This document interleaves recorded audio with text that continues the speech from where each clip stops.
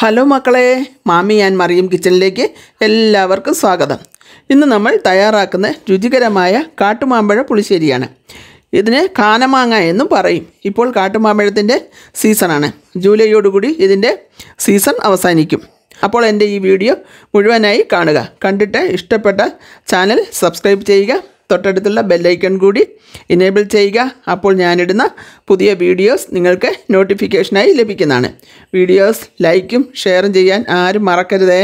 ഞാൻ കുക്കിങ്ങിന് ഉപയോഗിക്കുന്ന കുറച്ച് സാധനങ്ങളുടെ ലിസ്റ്റ് താഴെ ഡിസ്ക്രിപ്ഷൻ ബോക്സിൽ കൊടുത്തിട്ടുണ്ട്. താല്പര്യമുള്ളവർക്ക് ലിങ്കിൽ ക്ലിക്ക് ചെയ്താൽ വാങ്ങാവുന്നതാണ്. അപ്പോൾ നമുക്ക് വീഡിയോയിലേക്ക് പോകാം.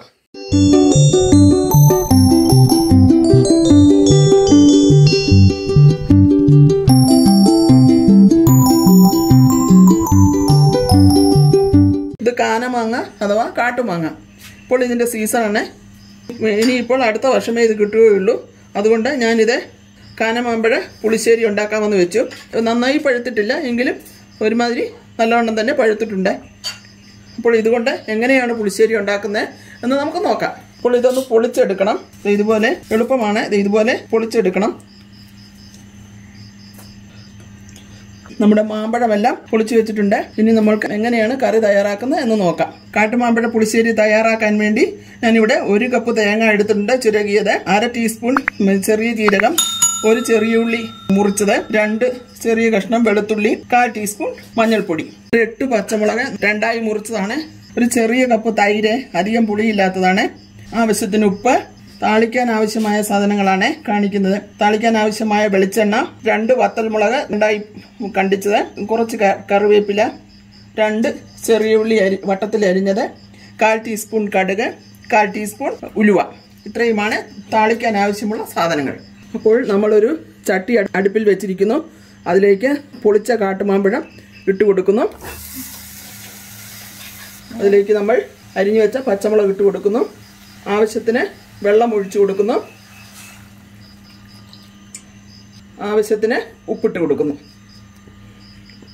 നമുക്ക് ഇതൊന്ന് ഇളക്കി കൊടുക്കാം. നമുക്കിതിലേക്ക് അല്പം മഞ്ഞൾപ്പൊടി ചേർത്ത് കൊടുക്കാം. എല്ലാം കൂടി കിടന്ന് നന്നായി വേകട്ടെ.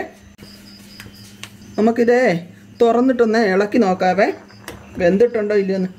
വെന്ത് വരുന്നുണ്ടേ, ഉണ്ടോ? ഈ തേങ്ങയും ജീരകവും ഉള്ളിയും വെളുത്തുള്ളിയും മഞ്ഞളും കൂടെ നമുക്കൊന്ന് അരച്ചെടുക്കണം. അത് അരയ്ക്കാൻ വേണ്ടി നമ്മൾ വെള്ളം ചേർക്കുന്നില്ല. അതിന് പകരം നമ്മൾ തൈരാണ് ചേർക്കുന്നത്. തൈരിലാണ് അരച്ചെടുക്കുന്നത്. ഇതൊന്ന് തുറന്ന് നോക്കാവേ. ഇപ്പം വെള്ളം പറ്റി വന്നിട്ടുണ്ട്. ഇതിലേക്ക് നമ്മൾ നേരത്തെ അരച്ച് വെച്ച അരപ്പ് ചേർത്ത് കൊടുക്കുന്നു.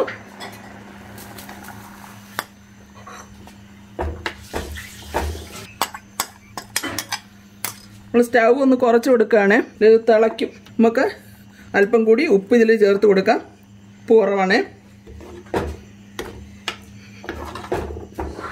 ഇപ്പോൾ എല്ലാം നന്നായി എല്ലാം കറക്റ്റായിട്ടുണ്ട്. ഇനി നമ്മൾക്ക് ഇതിലേക്ക് താളിച്ചൊഴിക്കണം. അപ്പോൾ നമ്മൾ സ്റ്റൗ ഓഫ് ആക്കുന്നു. താളിക്കാൻ വേണ്ടി നമ്മളൊരു പാൻ അടുപ്പത്ത് വെച്ചിരിക്കുന്നു. അതിലേക്ക് നമ്മൾ ആവശ്യത്തിന് വെളിച്ചെണ്ണ ഒഴിച്ചു കൊടുക്കുന്നു. ഇവിടെ നല്ല തണുപ്പാണ്, അതുകൊണ്ടാണ് ഈ എണ്ണ ഉറഞ്ഞിരിക്കുന്നത്. എണ്ണ ചൂടായി വരട്ടെ. അതിലേക്ക് നമ്മൾ ആവശ്യത്തിന് കടുക് ഇട്ട് കൊടുക്കുന്നു. അല്പം ഉലുവ ഇട്ട് കൊടുക്കുന്നു. ചെറിയ ഉള്ളി അരിഞ്ഞതിട്ട് കൊടുക്കുന്നു.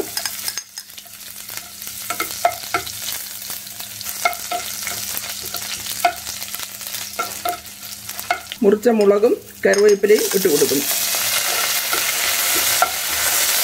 സ്റ്റൗ നമ്മൾ ഓഫ് ആക്കുകയാണ്.